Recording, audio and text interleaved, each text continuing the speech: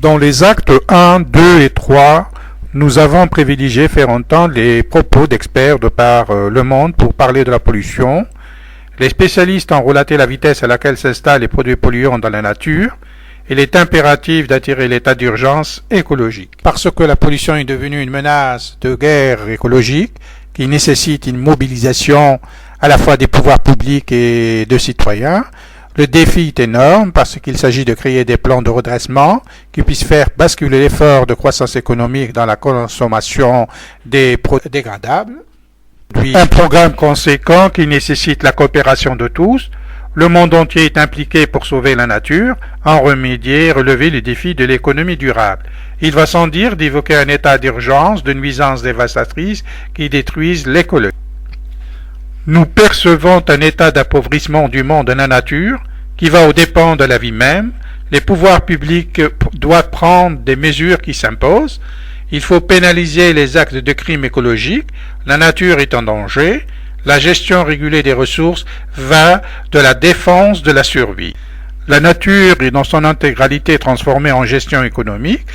Depuis l'eau du sous-sol jusqu'à l'ozone de l'atmosphère, les activités humaines en sont étroitement liées. Les écologistes sont sur le terrain de la lutte contre les nuisances et les exemples récents ne manquent pas de montrer l'instant qui prévaut. Même la religion musulmane s'en enquiert de ce problème. Un passage coranique alerte sur ce fléau et désigne les activités humaines d'être tutrices de la pollution marine et continentale. En voici un extrait. Nom d'Allah, le tout miséricordieux, le très miséricordieux. La nuisance écologique est devenue visible en mer et sur les espaces continentaux. Elle résulte des biens produits par les activités humaines. Les gens vont goûter aux effets nuisibles de leurs produits. Prendront-ils conscience de leur forfait pour y remédier? La pollution n'est pas uniquement un problème sur la terre ferme. La gravité agit 24 heures sur 24, 365 jours par an, et elle entraîne les détritus, les eaux usées et les substances chimiques vers les rivières et les fleuves, en direction de leur lieu de dépôt final, les océans.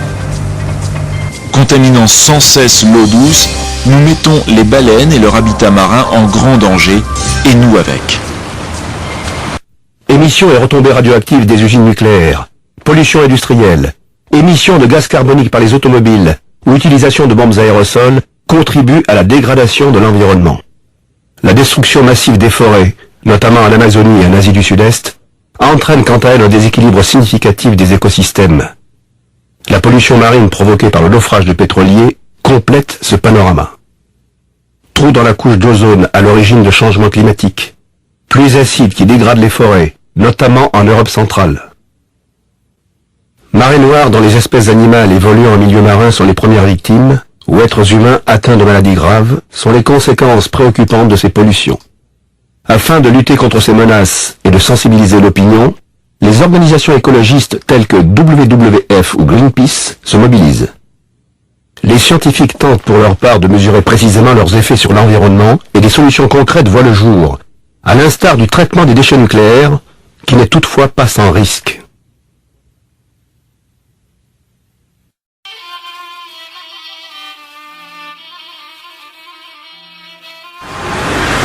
La pollution atmosphérique classée cancérigène par l'Organisation mondiale de la santé.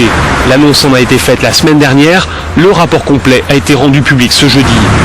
Rien qu'en 2010, 223 000 personnes sont décédées d'un cancer du poumon en lien avec la pollution de l'air. Le Centre international de recherche sur le cancer a analysé les résultats de milliers d'études réalisées à travers le monde sur des décennies.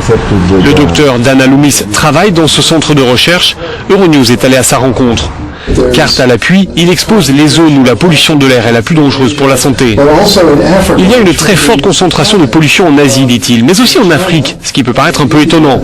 En Chine et en Inde, la principale cause de la pollution, c'est la combustion du charbon, avec toutes les industries qui se développent dans ces pays. Ici, en Afrique du Nord, on a une zone désertique avec peu d'habitants. La pollution par les particules que nous voyons là vient de la poussière du désert transportée par le vent. C'est une forme de pollution différente de celle générée par les industries. L'an dernier, le Centre international de recherche sur le cancer avait classé les gaz d'échappement des moteurs diesel dans la catégorie cancérigène.